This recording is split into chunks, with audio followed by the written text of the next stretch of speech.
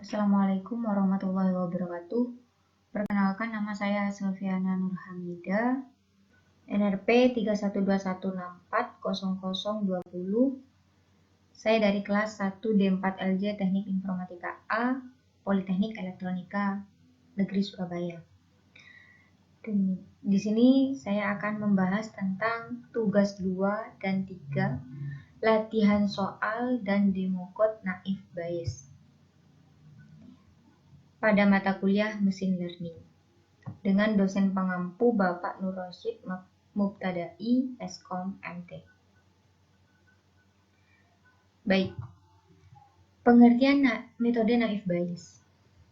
Metode naif Bayes merupakan salah satu metode pembelajaran mesin yang memanfaatkan perhitungan probabilitas dan statistik yang ditemukan oleh ilmuwan Inggris Thomas Bayes, yaitu memprediksi probabilitas pada masa depan berdasarkan pengalaman pada masa sebelumnya. Ini merupakan secara garis besar pengertian dari metode naif Bayes. Nah, latihan soal dan pembahasannya. Untuk soal yang pertama, diketahui hasil survei yang dilakukan, sebuah lembaga kesehatan menyatakan bahwa 30% penduduk di dunia menderita sakit paru-paru. Dari 90% penduduk yang sakit paru-paru, ini 60% adalah perokok. Dan dari penduduk yang tidak menderita sakit paru-paru, 20%-nya adalah perokok. Dengan menggunakan HMAP atau Hypothesis Maximum A Priori Probability, hitunglah kemungkinan seseorang perokok mengidap penyakit paru-paru dan kemungkinan orang tersebut tidak sakit paru-paru. Oke.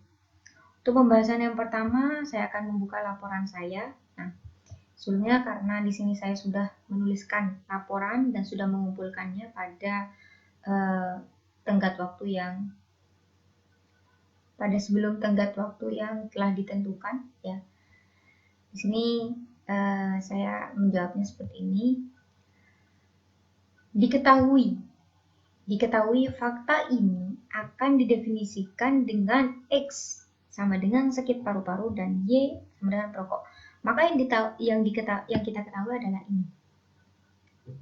Nah, selanjutnya yang ditanya apa? Yang ditanya adalah hitunglah kemungkinan seseorang perokok mengidap penyakit paru-paru dan kemungkinan orang tersebut tidak sakit paru-paru. Ini yang ditanya. Kemudian yang dijawab, ya, saya menjawabnya seperti ini. Maka PX ya, berarti yang sakit paru-paru ini 0,9. Ini ya 0,9.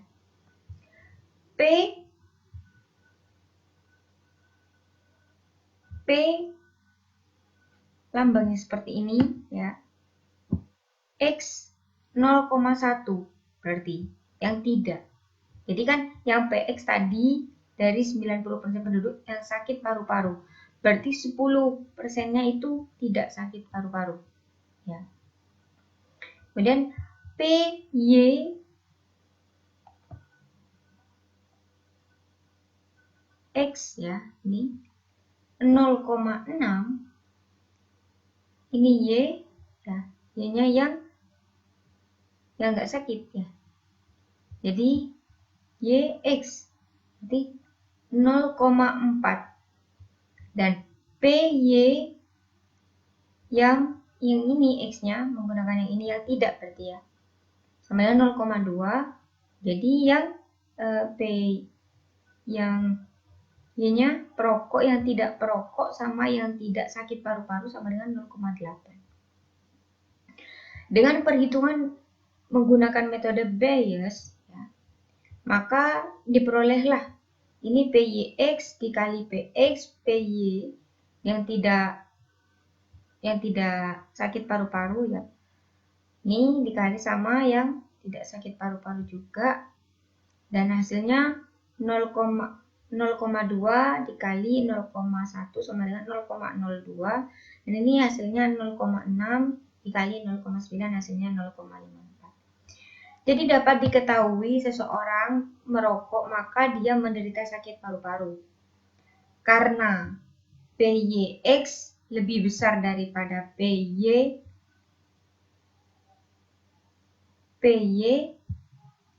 tidak sakit paru-paru ya. Ini kan tidak sakit paru-paru. Maka HMAP-nya diartikan mencari probabilitas terbesar dari semua instansi pada atribut target atau semua kemungkinan keputusan. Pada persoalan keputusan adalah sakit paru-paru. Ya. Misalkan populasi penduduk di suatu desa dibagi menurut jenis kelamin dan status pekerjaan sebagai berikut. Bila diambil seorang dari mereka secara acak, maka berapakah peluang yang terpilih adalah status yang bekerja dan sejenis kelamin laki-laki, serta berapa peluang yang terpilih adalah status yang bekerja dan berjenis kelamin perempuan. Nah, di sini ada yang bekerja, ada laki-laki, wanita, dan jumlahnya 600 ya. Yang menganggur ada laki-laki 40 dan wanita 260, jumlahnya 300. Total jumlahnya sekian. Maka kita kembali ke pembahasan di laporan saya.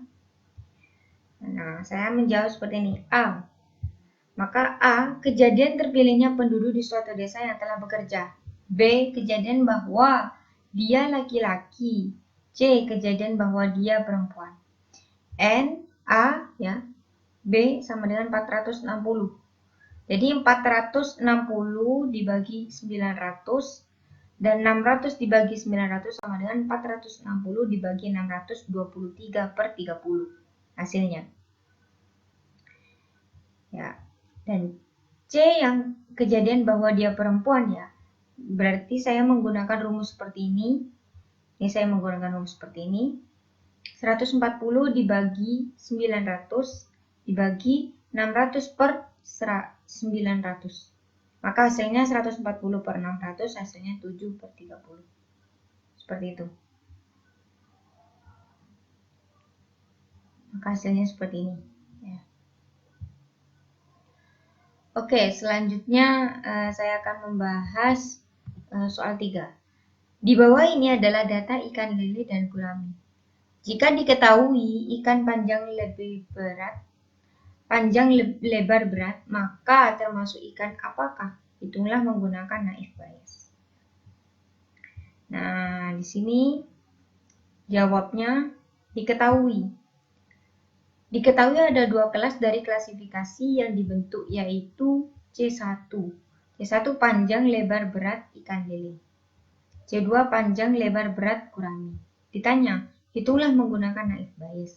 Ini yang ditanya. Kemudian penjawabannya apa? Penyelesaian 1 dibutuhkan untuk memaksimalkan P ya, X, CI dan PCI untuk I sama dengan 1,2. Dan PCI merupakan prioritas probability untuk setiap kelas berdasarkan data. Jadi panjang lebar berat ikan lele sama dengan 4/9, maka hasilnya 0,4. Nah, panjang lebar berat ikan gurami 5/9, maka hasilnya 0,357. Nah, maka yang dihitung I sama dengan 1,2. Ya. Panjang sama dengan panjang, ya. Ini menggunakan simbol ini.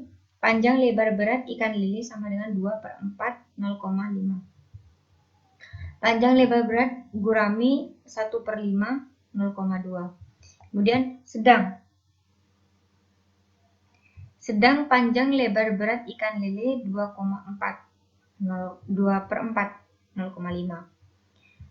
Sedang panjang lebar berat gurami 1/5, 0,2. Panjang lebar berat ini kecil, panjang lebar berat ikan lele 0,4 maka dengan 0.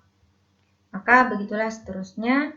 Selanjutnya, setelah hasil perhitungan seperti ini, maka saya akan seperti ini. Panjang lebar berat ikan lele, X-nya.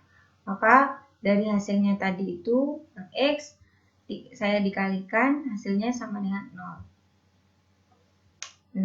Kemudian di sini PX, panjang lebar berat gurami, di sini akan dikalikan semuanya, maka hasilnya 0,0001.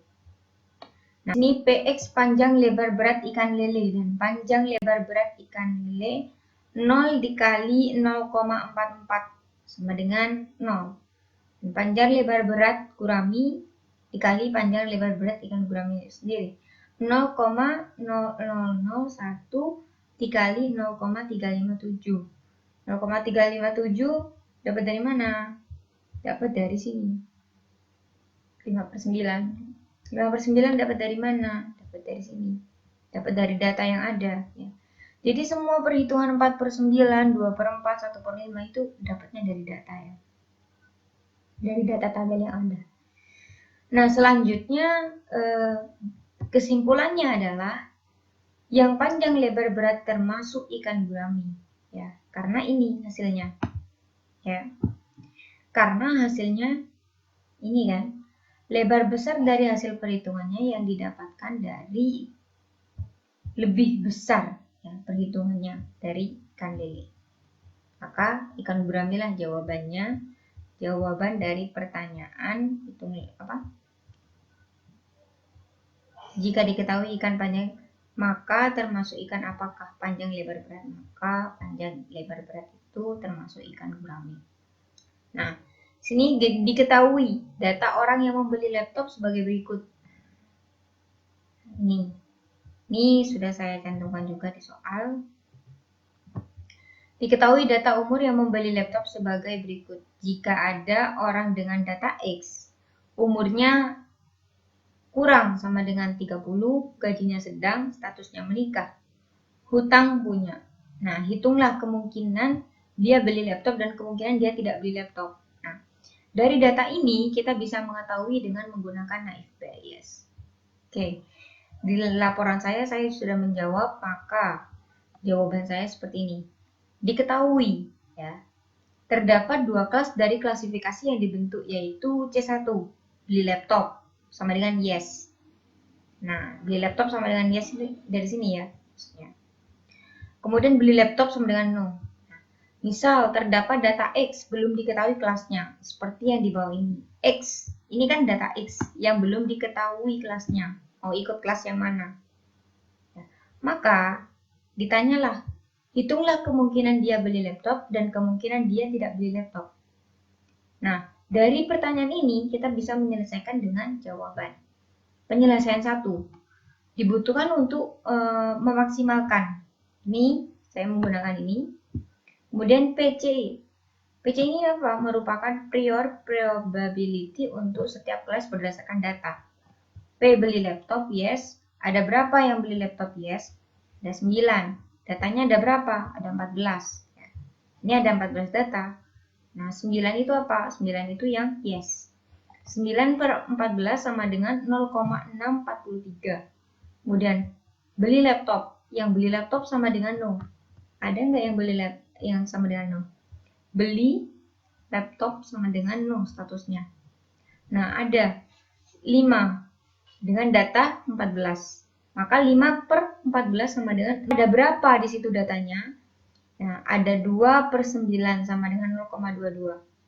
Jika kurang dari 30, beli laptop, no. Dia nggak beli laptop. Maka ada berapa datanya di atas? 3/5. Hasilnya 0,66. 0,6. Dengan gaji. Gajinya sedang, beli laptop, ya statusnya. Maka 4/9 sama dengan 0,4. Gajinya sedang, beli laptop, tidak. Maka hasilnya 2/5 sama dengan 0,4. Penyelesaian 2. Jika status menikah, beli laptopnya yes, maka 6/9 sama dengan 0,667. Statusnya menikah, beli laptopnya no. 1/5 sama dengan 0,2. Nah, punya hutang. Kemudian beli laptopnya yes, 6/9 sama dengan 0,6. Kemudian hutang punya tapi nggak beli laptop. Maka hasilnya 2/5, 0,4. Nah, dari proses perhitungan tadi, maka kita menyimpulkan PX beli laptopnya yes dikalikan. Nah, 0,22 dikali 0,444 dikali 0,667 dikali 0,667. Jadi yang di atas yang yes ini semua itu dikalikan, maka hasilnya adalah 0,04. Nah, kemudian selanjutnya PX beli laptop no. Yang beli laptop no ada ini ya, 0,66 dikali 0,4 dikali 0,2 dikali 0,4. Ini ya. Maka hasilnya 0,019. Nah, setelah itu kita melakukan seperti ini. Beli laptop sama dengan yes, beli laptop sama dengan yes, maka 0,4 dikali 0,643.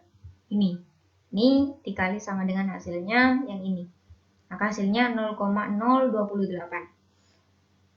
Dan beli laptop sama dengan no, beli laptop sama dengan no, maka hasilnya 0,019 dikali 0,357, maka hasilnya 0,07.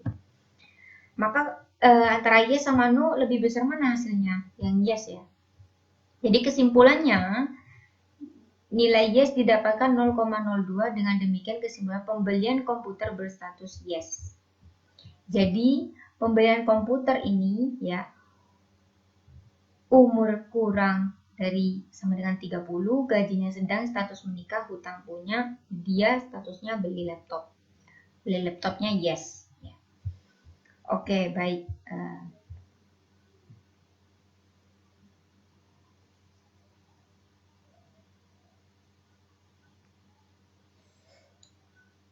Oke, untuk latihan soal 1 sampai 4 sudah saya bahas. Di sini lengkap dengan jawabannya. Ya.